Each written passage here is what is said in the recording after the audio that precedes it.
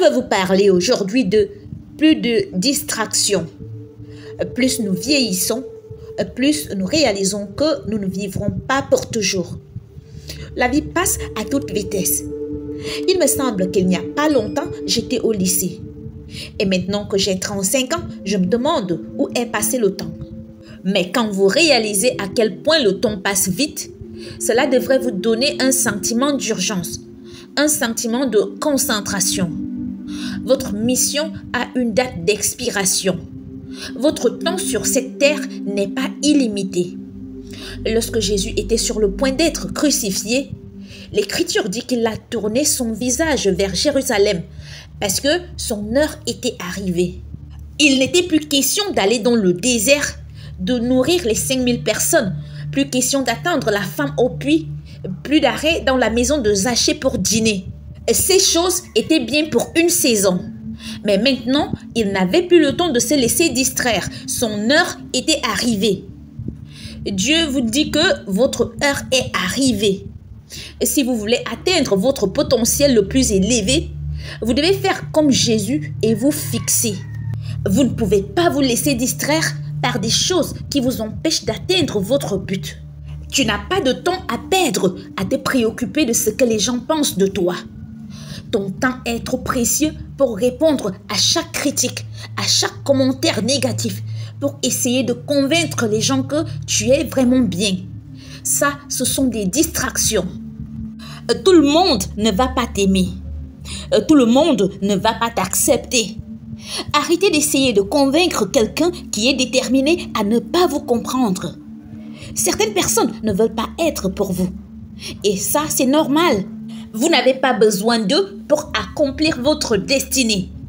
Mais l'ennemi aimerait que nous passions du temps et de l'énergie à essayer de séduire quelqu'un qui ne le sera jamais. Vous devez vous fixer. Les personnes qui doivent être pour vous seront pour vous. Dieu a déjà prévu les bonnes personnes. Des gens qui vous célébreront. Des gens qui vous encourageront. Des gens qui vous soutiendront contre vents et marées. Mais très souvent, nous essayons de convaincre les gens à être nos amis et de passer du temps avec nous. Mais si quelqu'un ne voit pas le don que vous êtes, s'il ne reconnaît pas vos talents, s'il n'apprécie pas votre amitié, faites-vous une faveur et passez à autre chose. Ne le prenez pas mal, mais cette personne ne fait pas partie de votre destin. Vous n'avez pas à jouer le jeu des gens ou de vous laisser manipuler espérant qu'ils vous appellent. Peut-être qu'ils t'incluront dans leur groupe. Les personnes que Dieu a pour vous n'ont pas besoin d'être persuadées de vous aimer. Vous ne pourrez pas les éloigner. Elles s'illumineront lorsque vous entrerez dans la pièce. Elles sont impatientes de passer du temps avec vous. Elles voudront toujours vous rendre service. Ne perdez pas une minute de plus à essayer de convaincre quelqu'un de vous aimer, de vous appeler, de venir vous voir. Si vous devez les convaincre, c'est qu'ils ne sont pas faits pour vous. Ce sont des distractions. Eh bien, Joël, ces gens au travail disent des choses négatives sur moi. Ils essayent de me faire mal paraître. Ce n'est pas à vous de les redresser. Laissez Dieu mener vos batailles. Laissez-le être votre défenseur. Vous n'êtes pas censé vous engager dans chaque conflit. Ne vous engagez pas dans des batailles qui ne sont pas entre vous et votre destin. La plupart des choses qui se présentent à nous ne sont que des distractions. Vous devez garder la tête froide. Vous avez besoin de discipline pour dire « Je ne vais pas répondre, je ne vais pas perdre mon temps précieux. J'ai une destinée à accomplir. Mon heure est arrivée. » Proverbe chapitre 20, verset 3 dit « C'est une gloire pour l'homme de s'abstenir des querelles. » Il est facile d'entrer en conflit, d'être contrarié, offensé, de vouloir se venger. Cela ne demande aucune discipline. Évitez la querelle, ne pas mordre à la meçon, ne pas se laisser entraîner dans un conflit, c'est faire preuve de fermeté. La prochaine fois que vous serez confronté à quelque chose, demandez-vous, est-ce que cette bataille vaut la peine d'être menée ou est-ce simplement une distraction? Cette personne qui vous a coupé la route dans les embouteillages, cela vaut-il la peine de s'énerver alors que vous ne la reverrez jamais? Ce collègue qui vous laisse tomber, qui ne vous donne pas de crédit, pensez-vous qu'il peut freiner votre destinée, qu'il est plus puissant que ce que Dieu a prévu pour vous? Ça, ce sont des distractions. La seule façon dont ils peuvent vous gêner, c'est si vous vous laissez entraîner dans le conflit. La meilleure chose à faire est d'ignorer. Lorsque David a entendu Goliath se moquer des Israélites, il a demandé quelle serait la récompense pour celui qui tuerait le géant. Il n'a pas couru le combattre parce qu'il disait des choses négatives. Bien sûr que David n'aimait pas cela, mais il comprenait ce principe.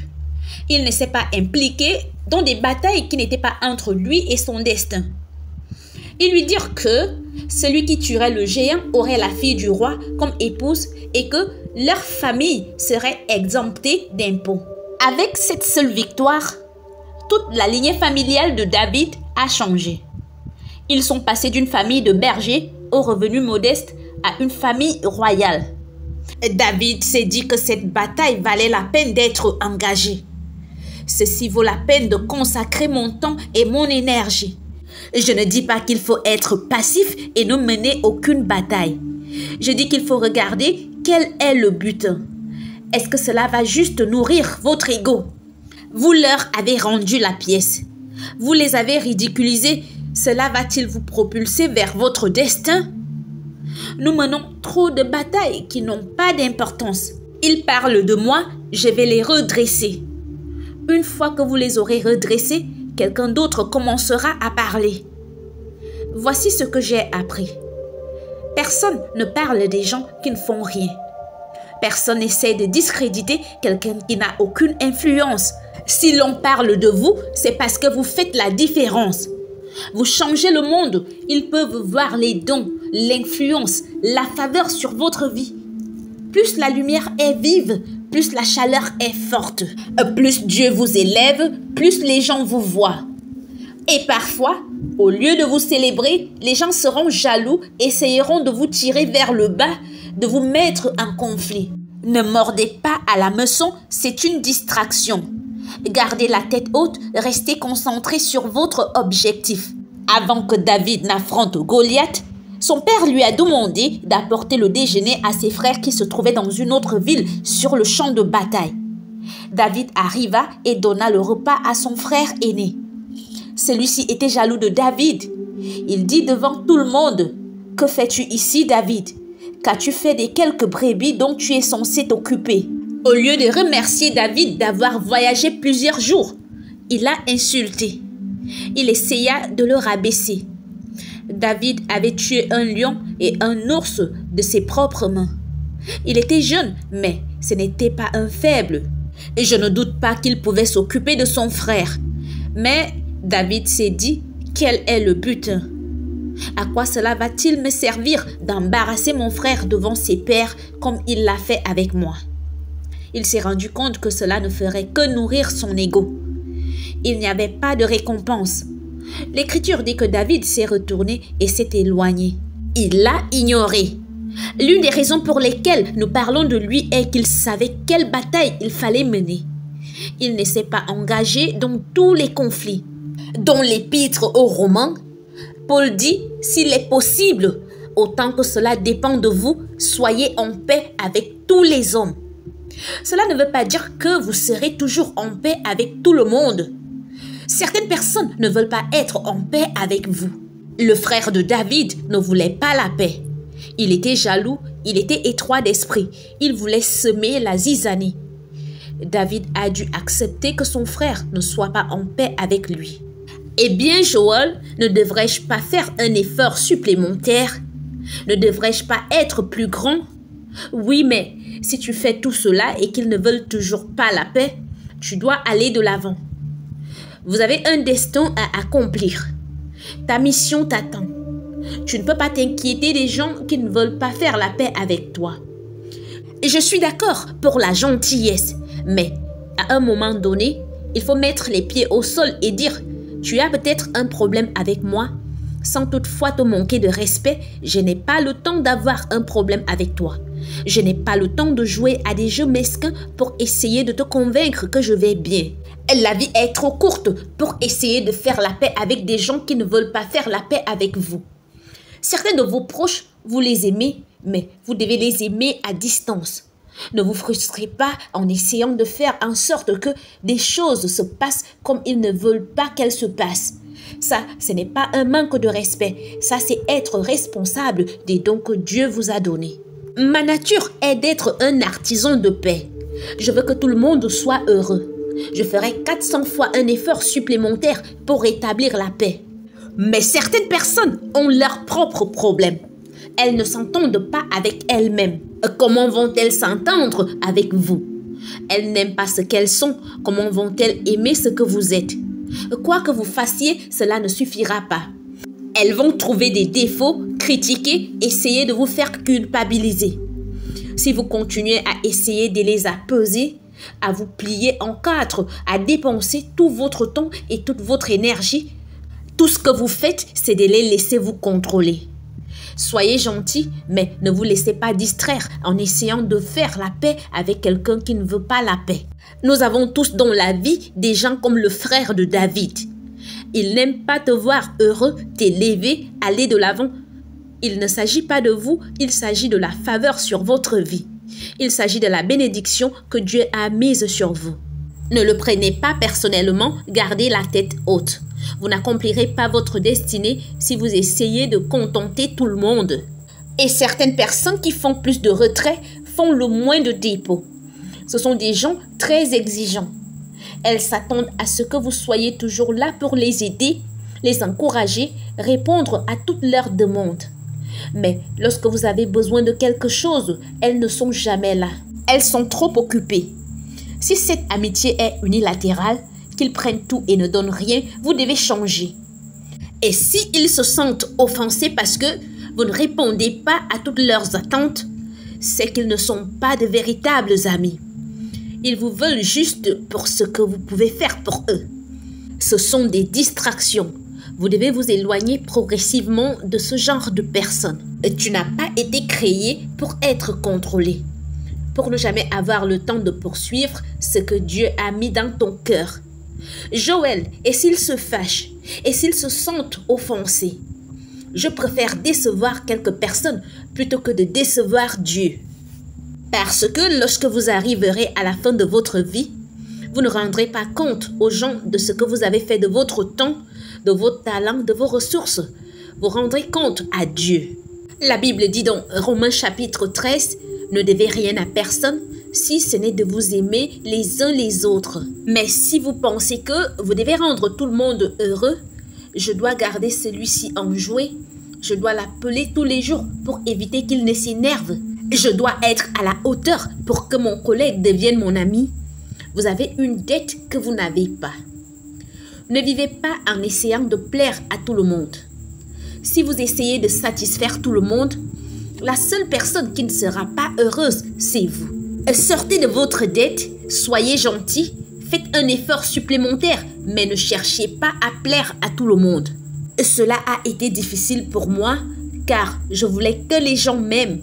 Je faisais tout ce que je pouvais, mais pour certaines personnes, quoi que vous fassiez, ce ne sera pas suffisant. C'est très libérateur de se rendre compte qu'on n'est pas responsable du bonheur des autres, mais de son propre bonheur. Je ne voudrais pas dire qu'il faut vivre de façon égoïste et ne penser qu'à soi, mais il ne faut pas se sentir faussement responsable en pensant que le bonheur des autres dépend de soi. Il y a quelques années, j'ai connu un couple. Je me suis efforcée d'être bon avec eux. Ils ont déménagé dans une autre ville et je les ai aidés à déménager. Je leur ai donné de l'argent, je les ai appelés pour prendre de leurs nouvelles. S'ils avaient besoin de quoi que ce soit, j'étais toujours disponible. Mais le sentiment qu'ils m'ont donné, c'est que je n'en faisais jamais assez.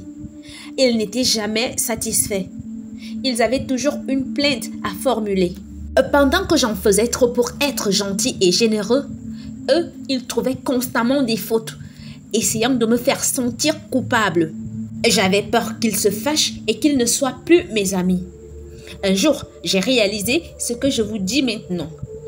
Ils ne faisaient que des retraits, jamais des dépôts. Je suis resté bon, mais j'ai cessé de les laisser me contrôler.